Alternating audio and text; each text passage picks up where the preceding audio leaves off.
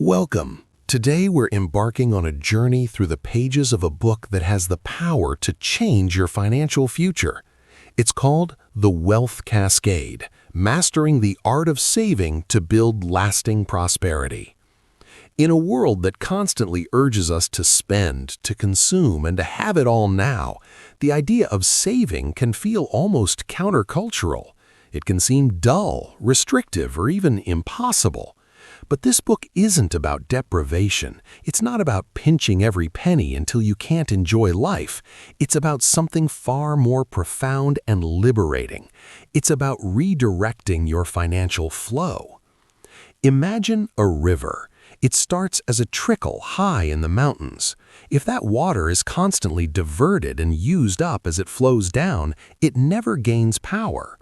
But if you build a dam, you create a reservoir. That reservoir builds pressure, creates potential energy, and can eventually generate immense power. Your income is that river. Saving is the act of building the dam, and the wealth you build is the power that reservoir can generate. The Wealth Cascade is built on a simple, powerful premise. Saving is the foundation upon which all wealth is built. You cannot invest what you do not have. You cannot benefit from compound interest if there is no principal to compound.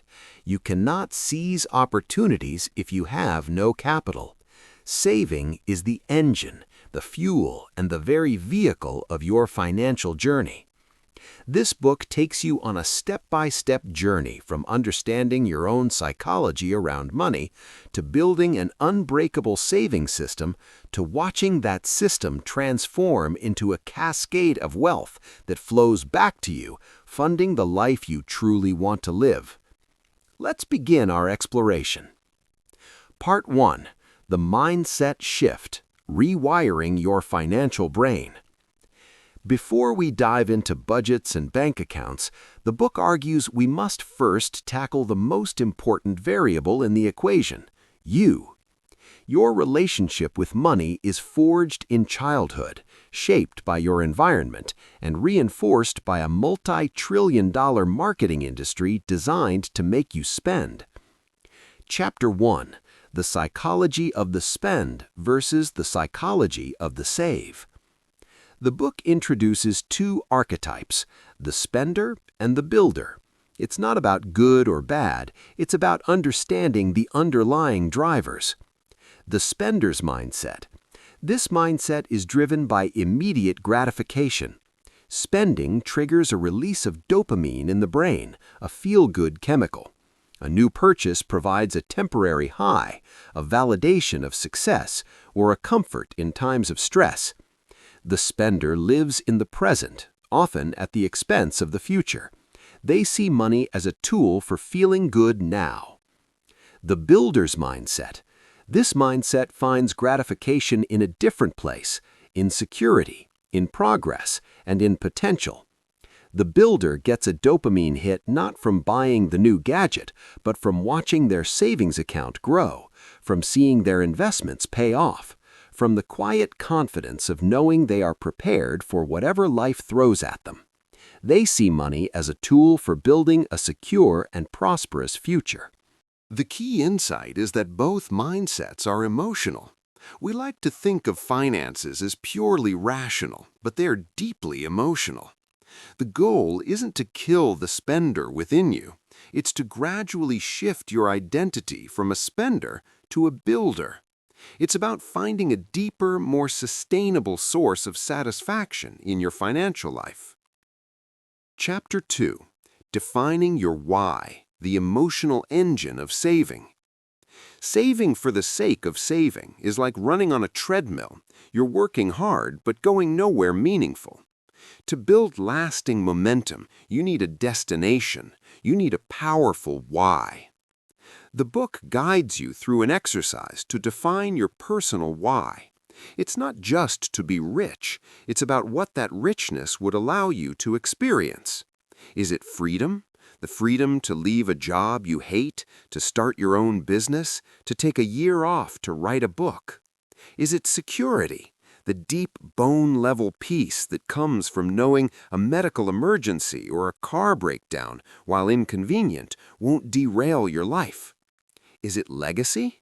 The ability to help your children buy their first home, to fund their education without debt, to leave something behind that makes the world a little better?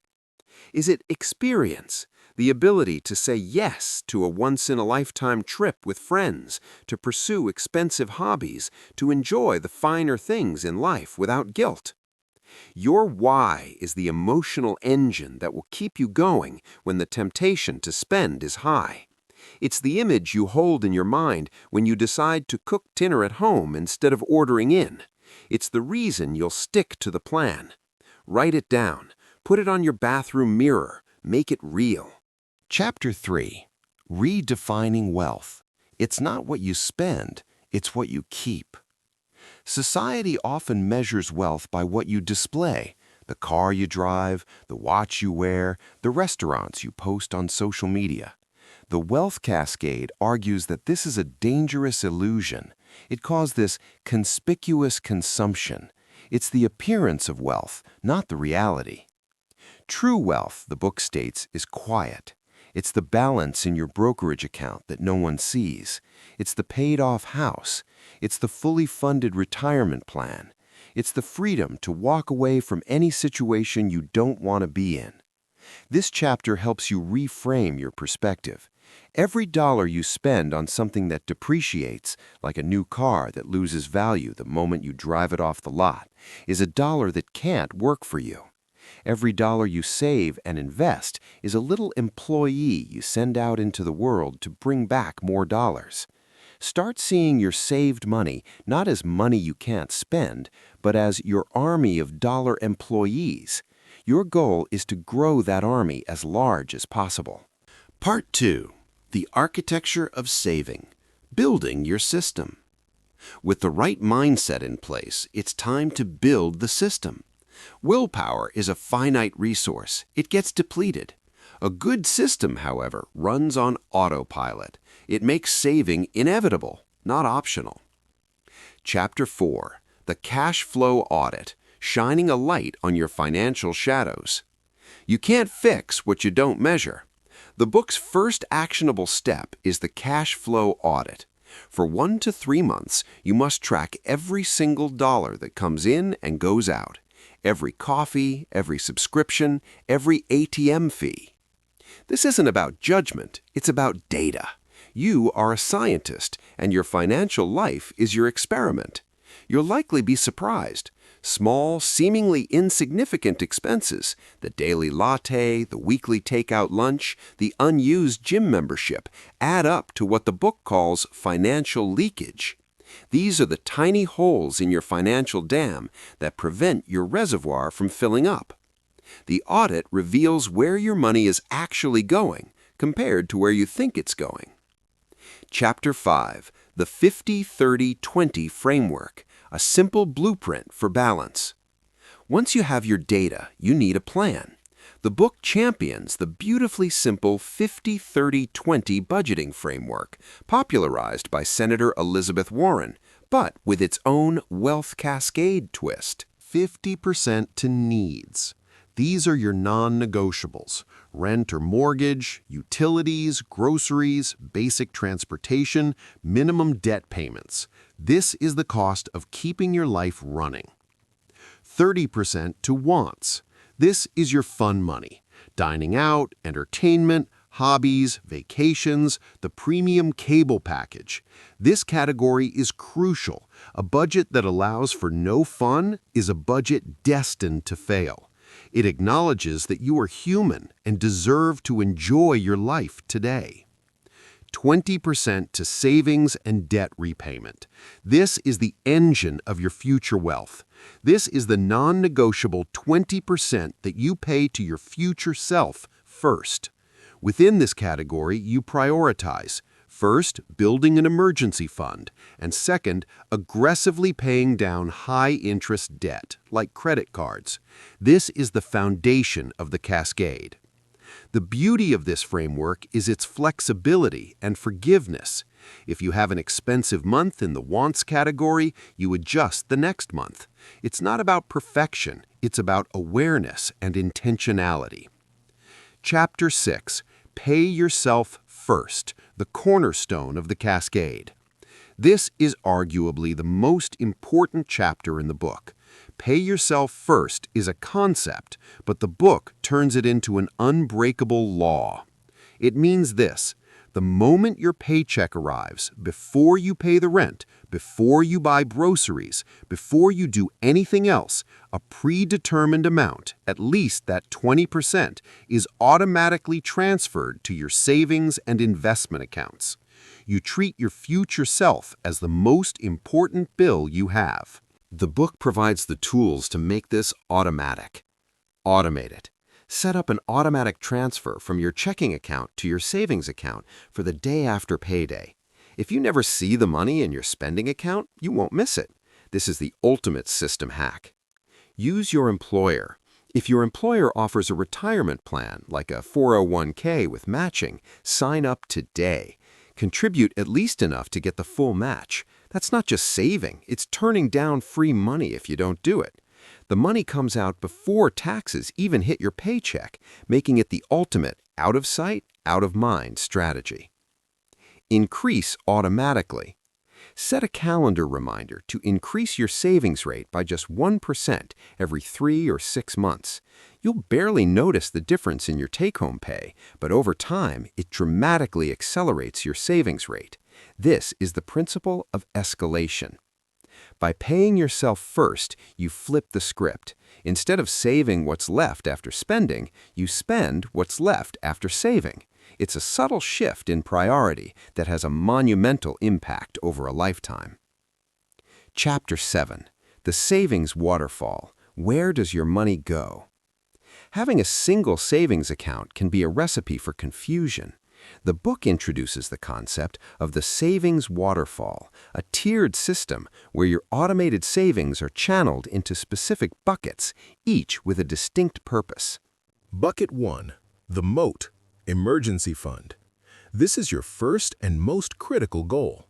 It's 3 to 6 months of living expenses, your needs from the 50-30-20 budget, parked in a high-yield savings account. This is not an investment. It's insurance. It's the moat around your castle that protects you from life's unexpected arrows, a job loss, a medical bill, a major car repair. It allows you to handle emergencies without going into debt, keeping your financial plan intact. Bucket 2, the Freedom Fund, Investments.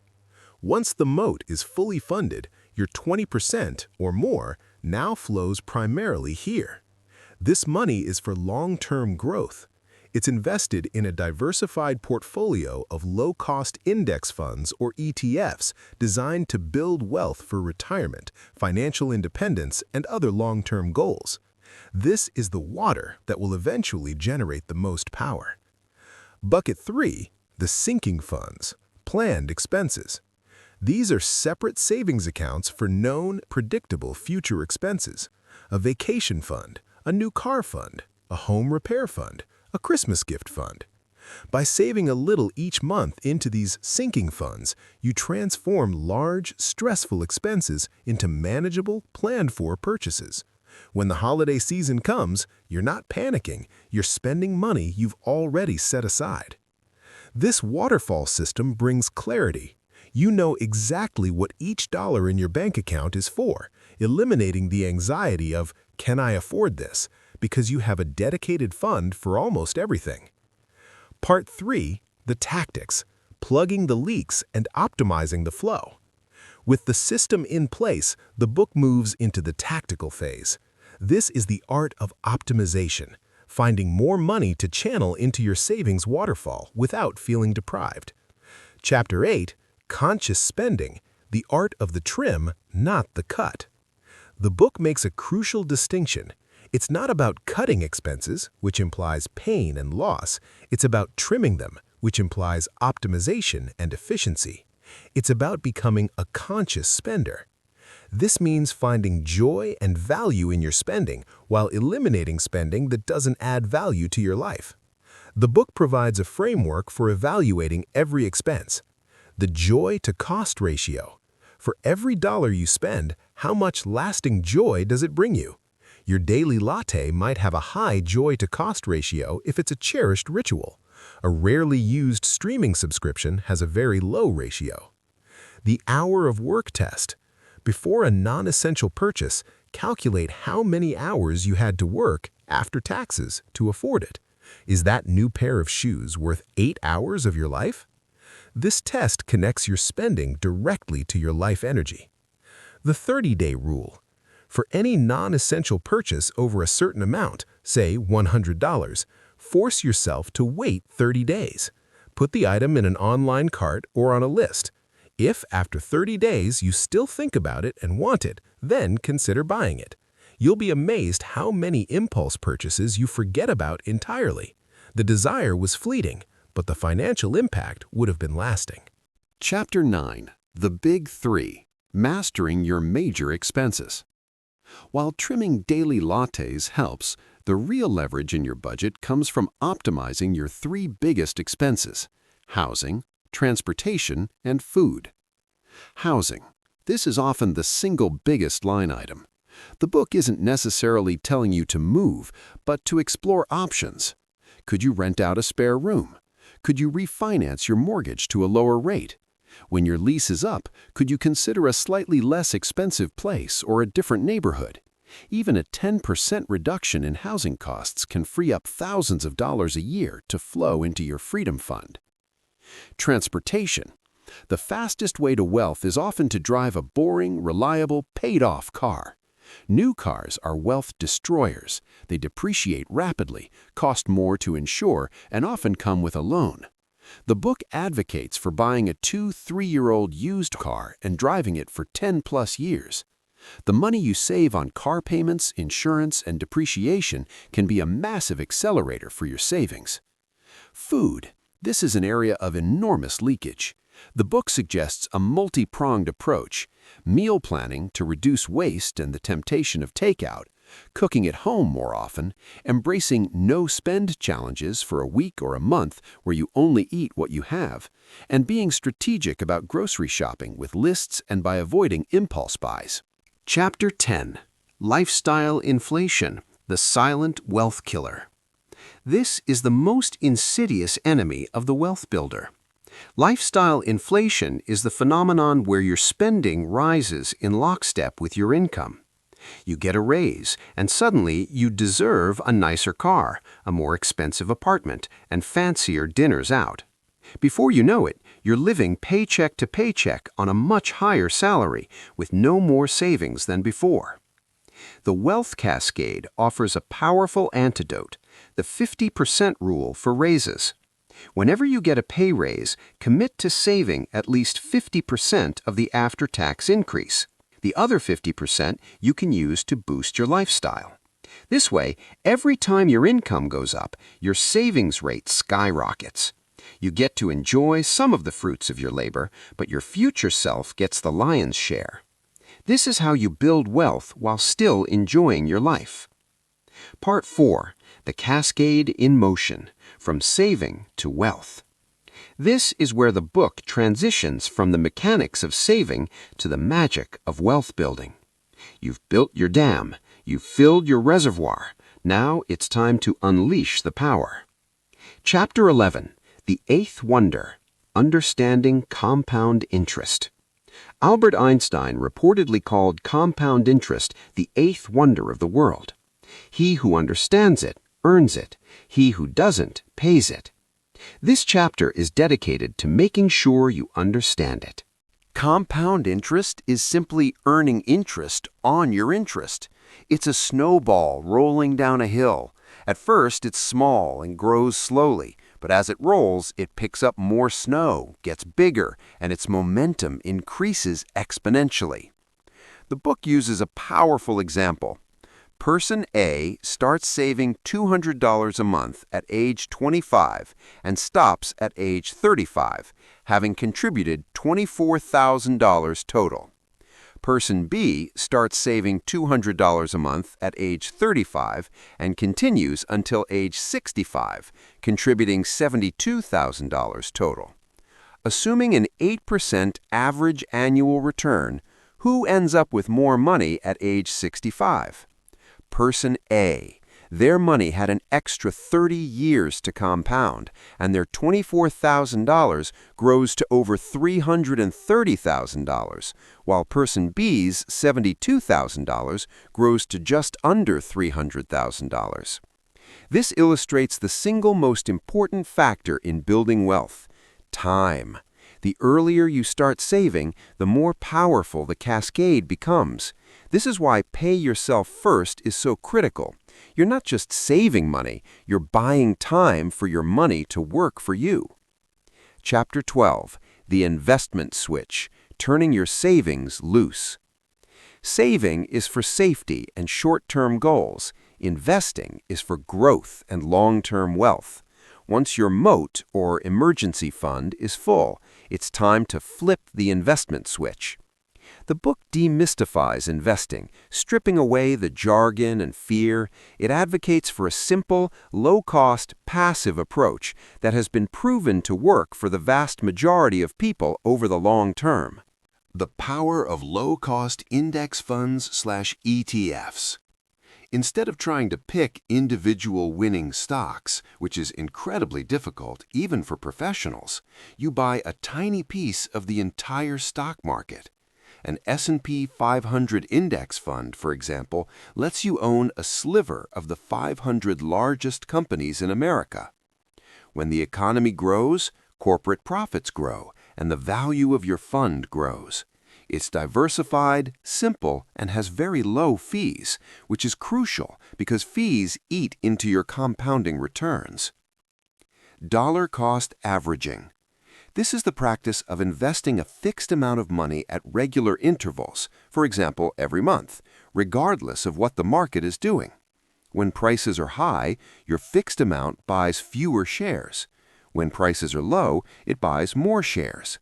Over time, this averages out your cost and removes the impossible task of trying to time the market. It's the perfect partner to your automated pay-yourself-first system. The only two rules. The book boils successful long-term investing down to two simple rules. 1. Stay invested. Don't panic and sell when the market drops. Market corrections are normal. They are not a signal to abandon your plan. In fact, they're opportunities to buy more shares at a discount. 2. Stay diversified. Don't put all your eggs in one basket. A simple portfolio of a total U.S. stock market fund and a total international stock market fund provides global diversification. Chapter 13. The Debt Dilemma, the Anchor on Your Cascade. You cannot build a powerful wealth cascade if you're dragging an anchor. High-interest debt, particularly credit card debt, is that anchor. It's a negative compound interest machine working against you. The book provides a clear strategy for dealing with debt. While you are building your initial emergency fund, you make minimum payments on all debt. Once you have a small starter emergency fund, $1,000 or 1 month's expenses, you go on the attack. It presents two popular and effective methods. The debt snowball. List your debts from smallest to largest balance, regardless of interest rate. Throw every extra dollar you have at the smallest debt while making minimum payments on the rest. Once the smallest is paid off, you roll that payment onto the next smallest. The psychological wins of paying off debts quickly build momentum. The debt avalanche. List your debts from highest to lowest interest rate. Throw every extra dollar at the debt with the highest interest rate. This method saves you the most money on interest over the long term. The book suggests choosing the method that best fits your personality. The most important thing is to pick one and start. Every dollar of high-interest debt you eliminate is a dollar that can be redirected into your savings waterfall, supercharging your wealth building. Chapter 14. The Wealth Cascade in Full Flow, Living the Dream. This final chapter paints a picture of what life looks like when the cascade is fully operational. You are no longer living paycheck to paycheck. Your emergency fund stands guard. Your investments are growing silently and automatically with every paycheck. Your sinking funds mean that vacations and new cars are met with anticipation, not anxiety. You have options. You have freedom. Maybe you use that freedom to leave your corporate job and start the small business you've always dreamed of. Maybe you use it to reduce your working hours and spend more time with your family. Maybe you use it to travel the world for a year. Maybe you simply use it for the profound peace of mind that comes from knowing you're in control of your financial destiny. This isn't about being rich in the sense of owning a yacht. It's about being rich in the sense of owning your time. It's about reaching a point where your army of dollar employees is generating enough income to cover a significant portion or even all of your living expenses. This is the definition of financial independence. And it all started with a single act, deciding to pay yourself first. It started with understanding that saving isn't about deprivation. It's about delayed gratification for a greater reward. It's about building a dam so you can create a cascade. Conclusion: your journey begins now. As we close the pages of the Wealth Cascade, remember that this is not a book you simply read and put on a shelf. It is a blueprint. It is a guide for a lifelong journey. The principles are simple, but they are not easy. They require discipline, patience, and a constant recommitment to your why. There will be setbacks. The market will go down. Unexpected expenses will arise. You will be tempted to spend. This is all part of the journey. But the beauty of the cascade is that it is a system. It doesn't rely on perfection. It relies on consistency. It relies on the small daily and monthly decisions that over time compound into extraordinary results. Start today. Do your cash flow audit. Define your why. Set up that automatic transfer to pay yourself first, even if it's a small amount. The amount matters less than the habit. It's the direction, not the speed, that matters most. You have the power to build your own wealth cascade. You have the power to transform your relationship with money from one of stress and scarcity to one of confidence and abundance. The river of your income is flowing. The question is, will you let it run through your fingers, or will you build a dam, create a reservoir, and unleash a cascade of prosperity that will fund the life you truly deserve? The choice and the power is yours. Your journey to lasting prosperity begins now.